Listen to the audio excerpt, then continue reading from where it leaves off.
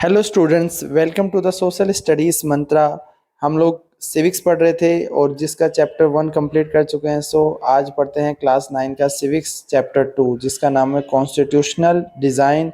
और इस चैप्टर के हम लोग जितने भी बेस्ट एमसीक्यू है वो कवर करेंगे। सो आज के स्टार्ट करते हैं फर्स्ट क्वेश्चन से। First question is when was Nelson Mandela sentence to jail. So इसके चार ऑप्शन है, बताइए कौन सा सही है। सो करेक्ट आंसर है इसका option number B 1964। Next question, what is the name of system of racial discrimination. जो रेशियल डिस्क्रिमिनेशन होता था ये कहाँ की बात कर रहा है, ये बेसिकली साउथ अफ्रीका की बात हो रही है। सो आपको नाम बताना है इस रेशियल डिस्क्रिमिनेशन का क्या था।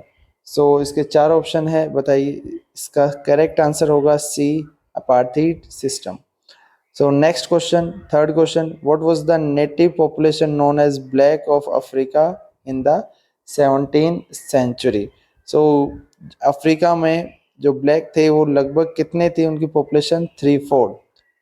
सो सी इसका करेक्ट आंसर हो जाता है। Now next question, question number 4, discrimination on the basis of skin colour was unique to.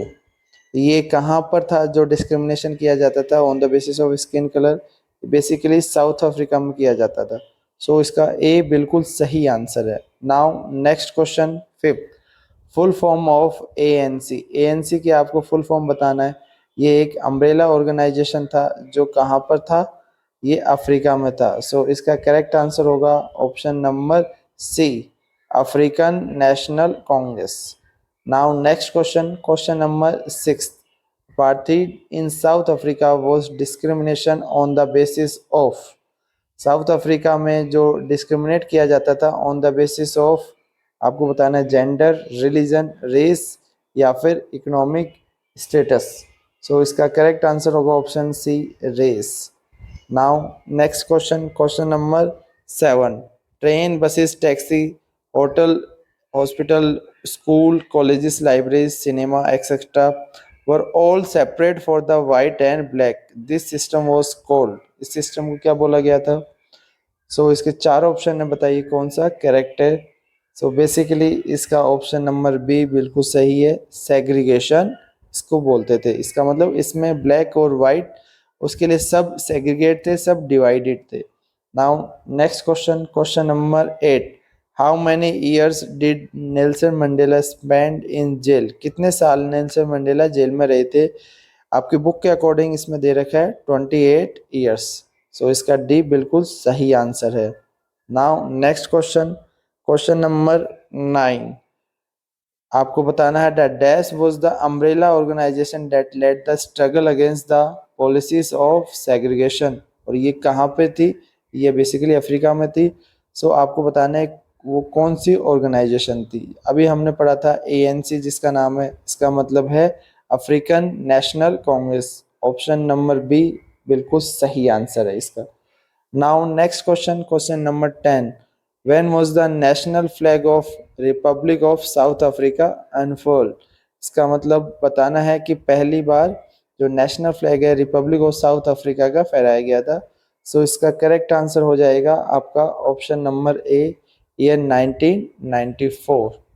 So next question देख लेते हैं, question number 11, after the emergence of the new democratic South Africa black leaders appeal to fellow blacks to. आपको बताना है black leaders ने appeal किया था और बोला था कि जो भी वाइट है उनको माफ कर दिया जाए। सो इसका करेक्ट आंसर हो जाएगा A, forgive the white for the atrocities they had committed.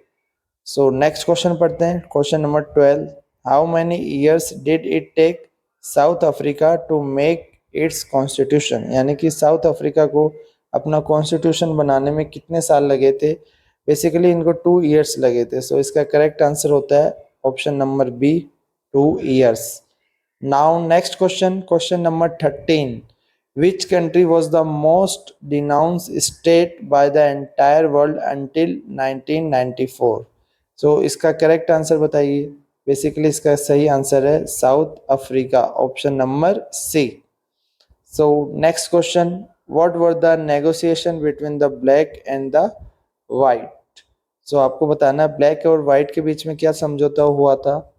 सो इसके ऑप्शन वाइज देखते हैं कौन सा सही है। फर्स्ट, 1 पर्सन 1 वोट, यस बिल्कुल सही है। B, the black agreed that majority rule would not be absolute, ये भी बिल्कुल सही है। Next, they agreed that the majority would not take away the property of the white minority, yes तीनों सही है। दैट्स वाई इसका डी बिल्कुल सही है। All this are correct. Now next question, question number 15। Since the year बताना आपको।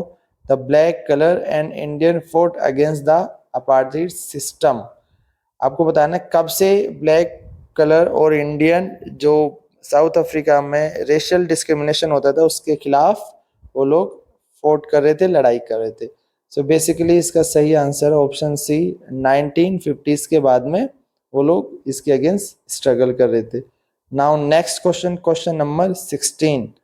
What was the name of the jail Nelson Mandela spent his imprisonment? आपको उस जेल का नाम बताना है जो काफी फेमस जेल रही है, जहाँ पे नेल्सन मंडेला को जेल में डाला गया था और लगभग उन्होंने 28 ईयर्स वहाँ पर स्पेंड किए थे।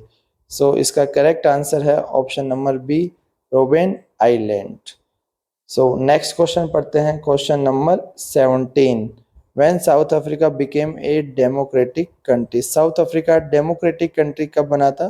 Basically on 26 April 1994 South Africa became a democratic country. So option number B इसका सही आंसर है। Now next question, question number 18। Who became the first president of democratic government of South Africa, south Africa का democratic country बनने के बाद first president कौन बना था? तो फर्स्ट प्रेसिडेंट बने थे Nelson Mandela, option number B बिल्कुल सही आंसर है। Now next question, question number 19। What was the name of the autobiography of Nelson Mandela, आपको नेल्सन मंडेला की ऑटोबायोग्राफी का नाम बताना है जो काफ़ी फेमस भी रही है और ये काफ़ी इंपॉर्टेंट क्वेश्चन हो जाता है। सो इसमें 4 ऑप्शन दे रखे हैं, आप बताइए इसमें करेक्ट आंसर कौन सा है। बेसिकली इसका सही आंसर है option number D, long walk to freedom. So अब देखते हैं next question. When were election to the constituent assembly held, constituent assembly के लिए इलेक्शन कब हुए थे? सो इसका करेक्ट आंसर होगा ऑप्शन नंबर बी, 1946। और आप ये बता सकते हैं कि जब कॉन्स्टिट्यूएंट असेंबली बनी थी कौन सा ईयर था? वो भी 1946 था। 9 दिसंबर 1946 कॉन्स्टिट्यूएंट असेंबली ने अपना काम स्टार्ट कर दिया था कॉन्स्टिट्यूशन के लिए। Now next question number 21। The constituent assembly that wrote the Indian constitution had how many members, कितने मेंबर्स थे कॉन्स्टिट्यूएंट असेंबली में जिन्होंने हमारा कॉन्स्टिट्यूशन लिखा है? सो इसका सही आंसर है 299, ऑप्शन नंबर सी बिल्कुल सही आंसर है। Now next question, question number 22। Who chair the drafting committee, ये कई बार क्वेश्चन पूछा जा चुका है, सो ये very very important question. So आपको बताना है इसका सही आंसर क्या होगा। So doctor B R Ambedkar, option number C बिल्कुल सही आंसर है और इनको फादर ऑफ इंडियन कॉन्स्टिट्यूशन बोला जाता है। सो अब हम लोग देख लेते हैं नेक्स्ट क्वेश्चन, क्वेश्चन नंबर 23।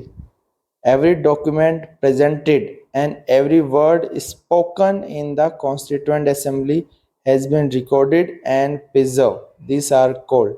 इसका मतलब ये है कोई भी डॉक्यूमेंट या फिर कुछ भी वर्ड जो बोला गया था कॉन्स्टिट्यूएंट असेंबली में उसको रिकॉर्ड किया गया था और उसको प्रिजर्व यानी सेव करके रखा गया था। सो इसको क्या बोला जाता है? इसको आपको 4 ऑप्शन दे रखे हैं, बताइए कौन सा करेक्ट आंसर है। सो 23 का करेक्ट आंसर है option A, constituent assembly debate बोला जाता है जो भी डॉक्यूमेंट्स को प्रेजेंट किया गया था या फिर कुछ भी जो कॉन्स्टिट्यूएंट असेंबली में बोला गया था। Now next question 24। How many volumes were the recording of the constituent assembly when printed, so कितने टोटल वॉल्यूम रिकॉर्ड किए गए थे? सो टोटल वॉल्यूम बने थे 12 ऑप्शन नंबर सी बिल्कुल इसका सही आंसर है। नाउ नेक्स्ट क्वेश्चन देख लेते हैं, question number 25। What is called the soul of Indian constitution? हमारे कॉन्स्टिट्यूशन की आत्मा किसको बोला जाता है? बेसिकली प्रियम्बल को बोला जाता है। सो ऑप्शन डी बिल्कुल सही है। प्रियम्बल क्या होता है? प्रियम्बल बेसिक इंट्रोडक्शन होता है हमारे कॉन्स्टिट्यूशन का। सो इसका सही आंसर हो जाता है D. Now next question number 26।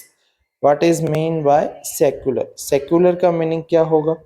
इसमें आपको 4 ऑप्शन दे रखे हैं, बताइए कौन सा करेक्ट है।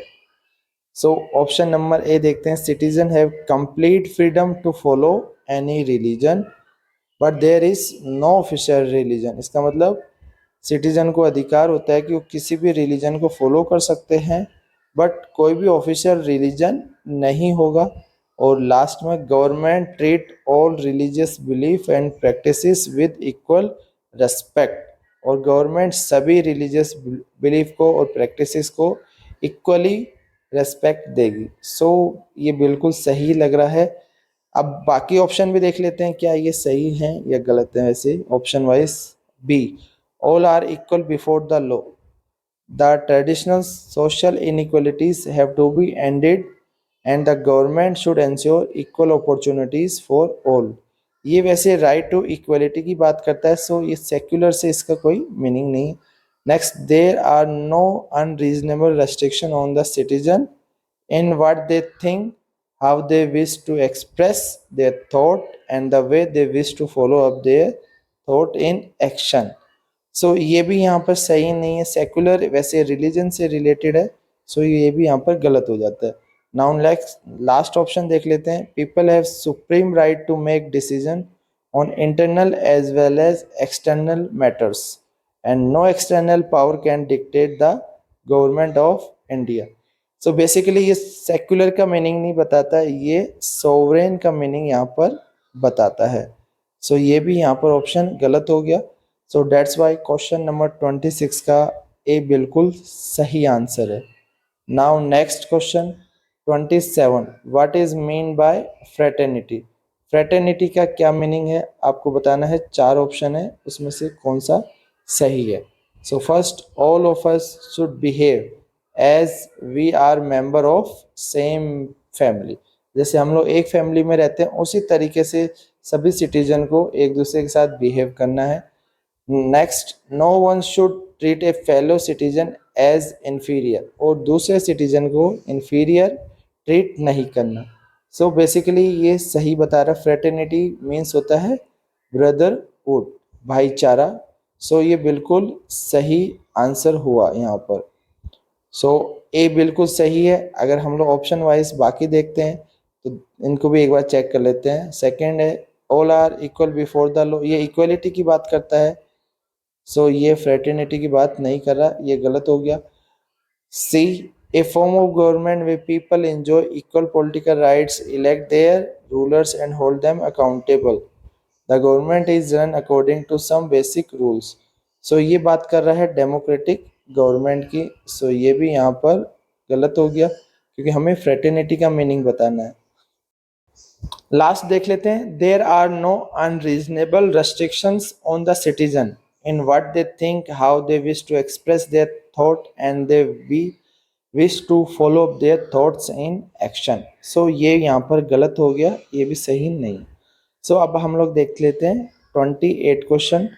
What does a constitution do?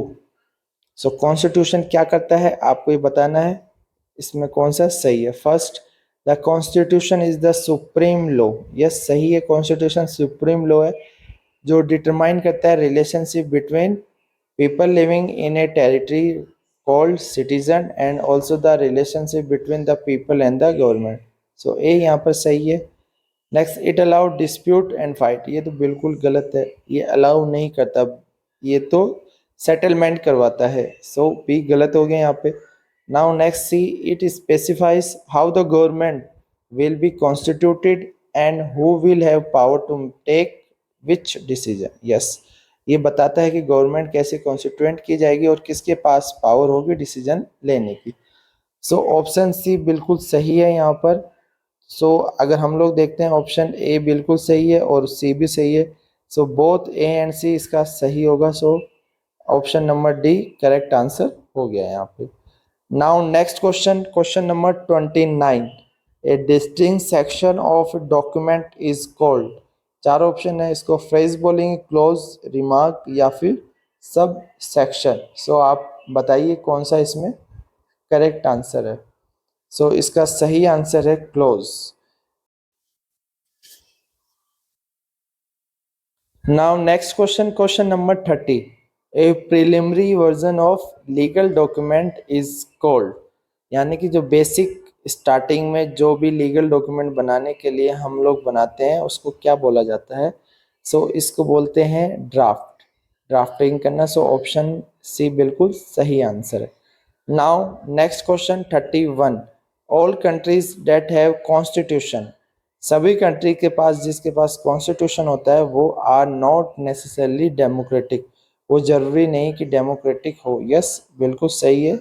So question 31 का ऑप्शन नंबर ए बिल्कुल सही आंसर है। Now next question, when was the constitution of India drafted at first. सबसे पहले हमारे कॉन्स्टिट्यूशन को कब ड्राफ्ट किया गया था। सो इसका सही आंसर है सी 1928। मोतीलाल नेहरू जी ने मिलकर अदर कांग्रेस लीडर के साथ किया था। So next 33, the Indian constitution adopted many constitutional details and procedure from colonial laws like the Government of India Act। कौन सा एक्ट था, 1935। सो इसका ए बिल्कुल सही आंसर हो जाता है क्योंकि हमारी कॉन्स्टिट्यूशन ने गवर्नमेंट ऑफ इंडिया के 1935 से बहुत सारे प्रोसीजर हमने फॉलो किए थे।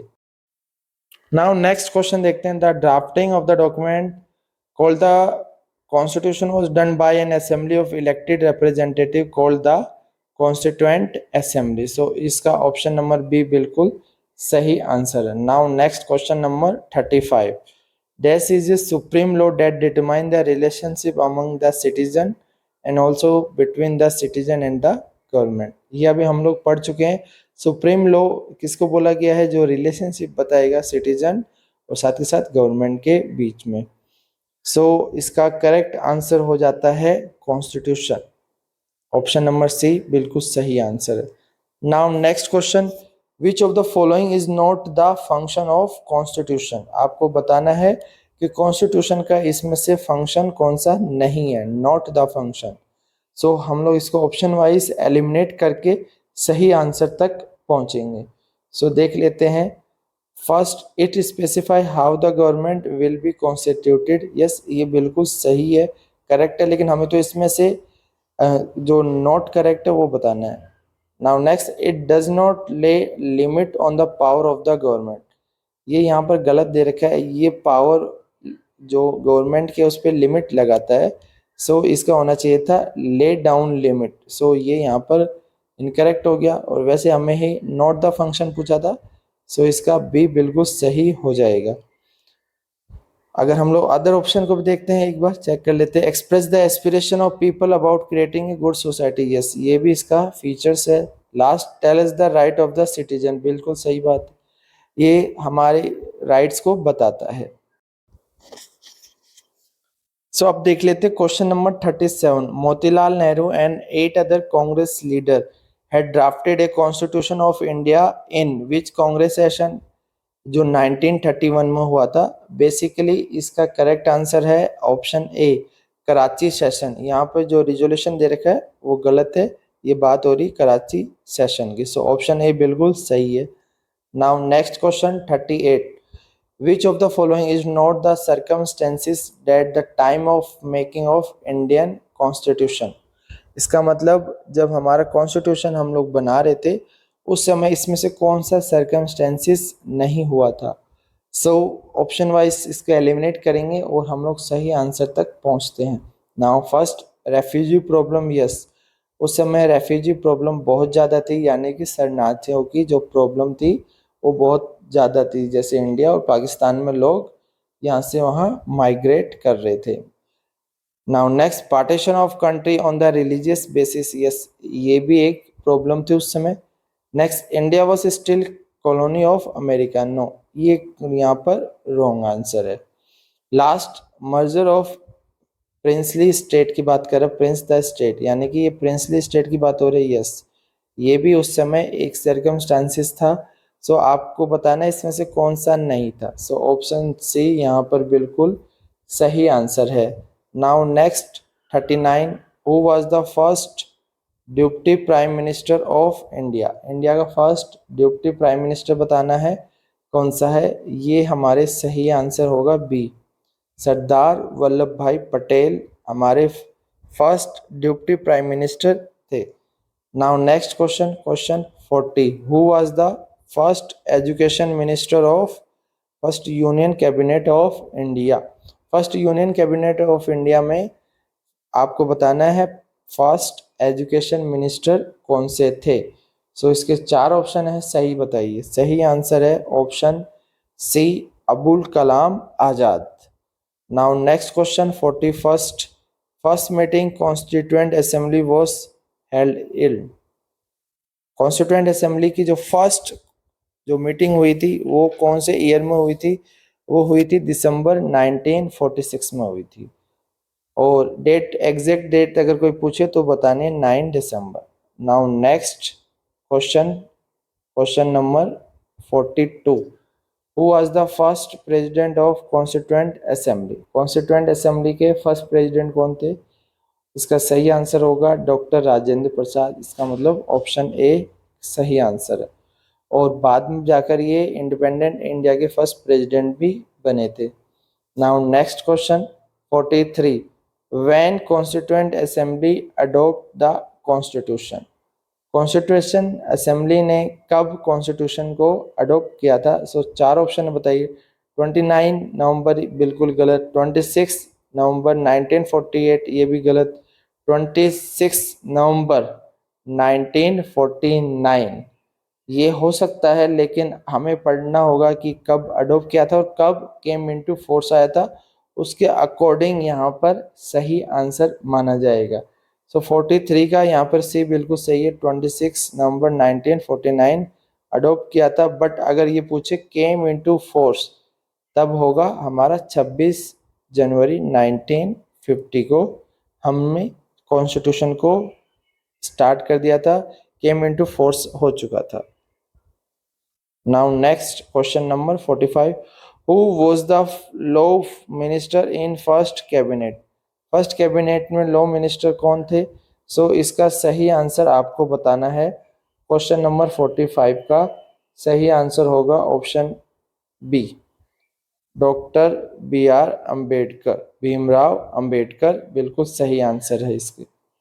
Now next question number 46, first defence minister of independent India में सबसे पहले फर्स्ट डिफेंस मिनिस्टर का नाम बताना है आपको। क्वेश्चन नंबर 46 का सही आंसर होगा option number C, Baldev Singh. Now next question, question number 47, who was the first president of independent India, ये पहले भी बता चुके हैं, इसका सही आंसर होगा option B, doctor Rajendra Prasad हमारे फर्स्ट प्रेसिडेंट रह चुके हैं। Now next question 48, dash is an introductory statement, जब भी इंट्रोडक्टरी स्टेटमेंट की बात चले इसका मतलब वो प्रेम्बल की बात हो रहा है। In a constitution which state the reason and guiding value of constitution, so इसका सही आंसर होगा option C, preamble. Now next question 49, which of the following is not the part of preamble, इन चारों ऑप्शन में से आपको बताना है कौन सा प्रियम्बल का पार्ट नहीं है। सो डेमोक्रेटिक यस प्रियम्बल का पार्ट है, रिपब्लिक यस, फेडरलिज्म नहीं है, जस्टिस यस। सो इसका हमें पूछा था not the part, so option C federalism यहाँ पर बिल्कुल सही आंसर है।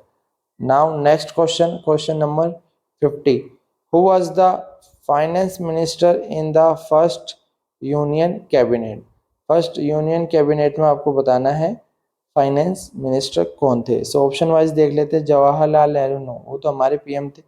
डॉक्टर राजेंद्र प्रसाद, ये हमारे प्रेसिडेंट थे, सो ये भी गलत है। डॉक्टर भीमराव अंबेडकर, ये लॉ मिनिस्टर थे, सो ये भी गलत है। लास्ट टीटी कृष्णमचारी, सो डी बिल्कुल सही आंसर है यहाँ पर। Now next question 51, the constitution change made by supreme legislative body in a country is called. इसका मतलब ये बात कर रहे हैं जो भी कॉन्स्टिट्यूशन में चेंज लाने होते हैं उसको हम लोग क्या बोल सकते हैं? कॉन्स्टिट्यूशनल अमेंडमेंट इसको बोलेंगे। सो 51 का करेक्ट आंसर है option A, constitutional amendment. Now next question, question number 52, what is Republic?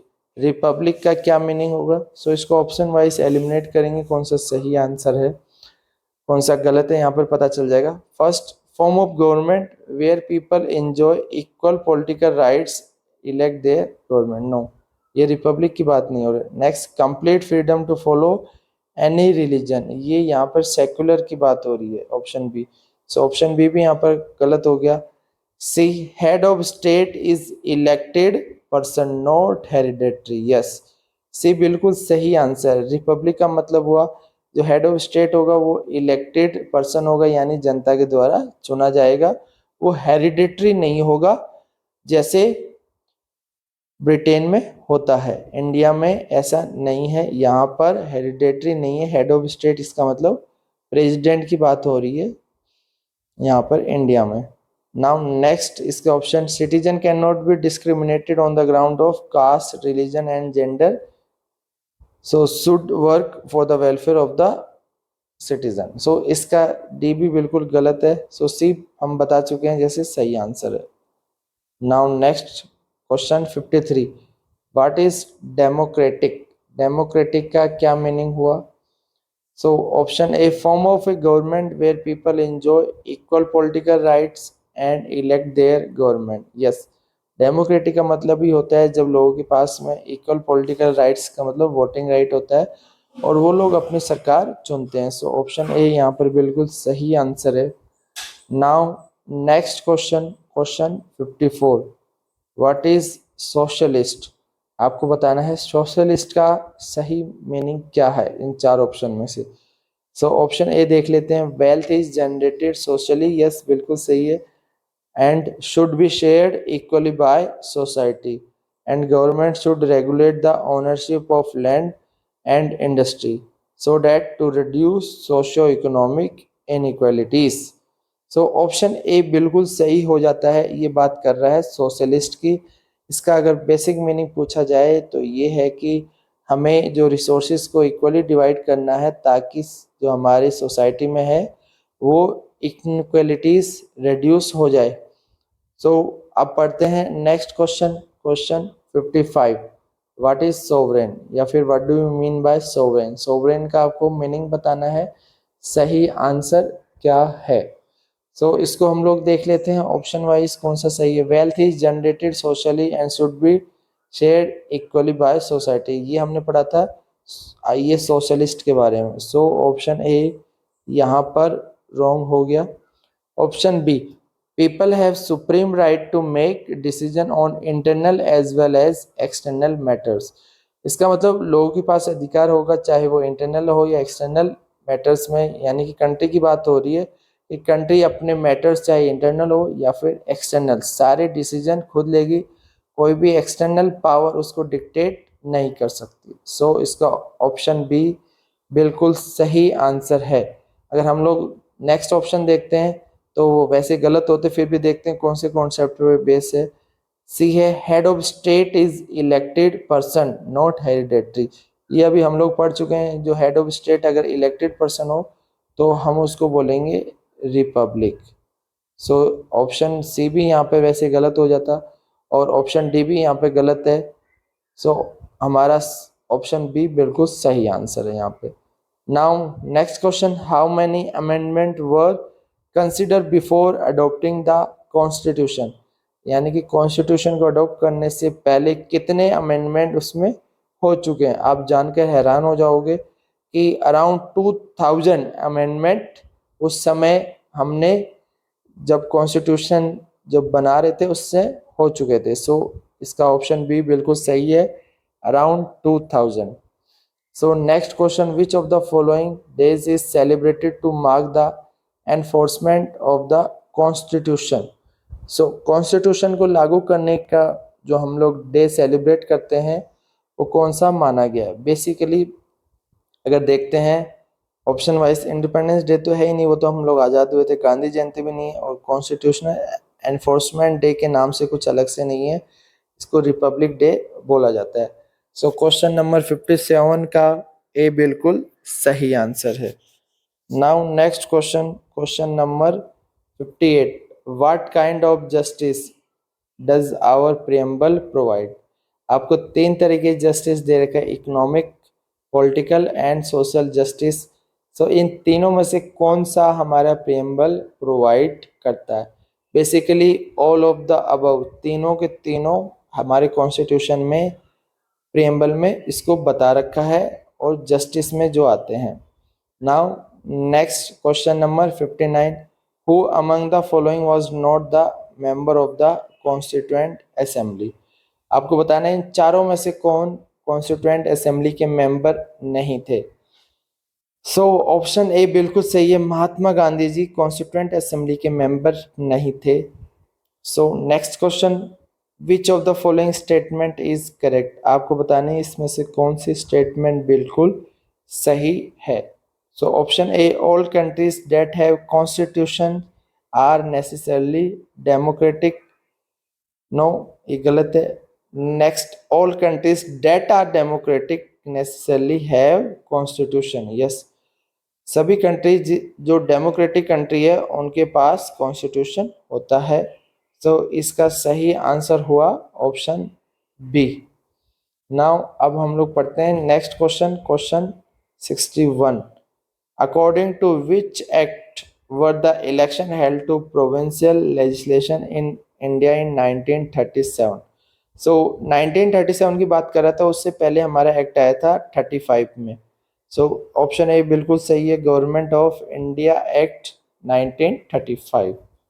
Now next question, question number 62, which revolution in the world inspire the Indian to set up a socialist economy? आपको बताना है कौन सा revolution ने हमें inspire किया था ताकि हम लोग सोशलिस्ट इकोनॉमी को फॉलो कर सके। सो ये आता है Russian revolution. So option C बिल्कुल सही आंसर है, रशियन रिवॉल्यूशन का।